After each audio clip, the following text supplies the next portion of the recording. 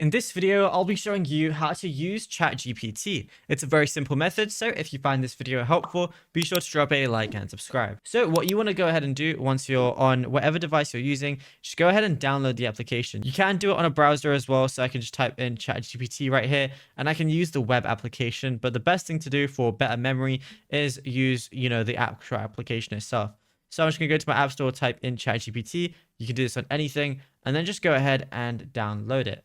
Now, once you do, go ahead and open it up. Now, it's going to ask you to make an account, and it's very simple to go ahead and use it. Literally, just ask it anything. There's going to be some suggestions on what you can ask it as well. And I can really ask it for like live updates on something.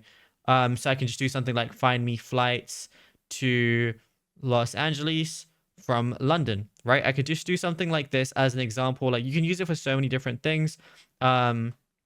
And yeah, once you type it in, all you got to do is ask it, and it's basically going to talk to you like it's a human in a way. So you can have a full-on conversation with ChatGPT about whatever you're looking for. So it's really simple to go ahead and do it. And the great thing is there's a bunch of different language models. For example, if you're into coding, or if you're into like deep analysis thinking, or if you need to scan any documents, there are a bunch of things that you could go ahead and do, which is really cool. So what you could also do if you want to change those language models, or if you want to switch to a different one, is on the top left, you're going to see it says ChatGPT 5.2. If you want to switch to a different version, you can see it says I'm on auto right now, so it decides how long to think, or I can do an instant one where it answers right away. Just bear in mind, you might not get super accurate results if you do this. And then there's also ones where it's thinking longer for better answers.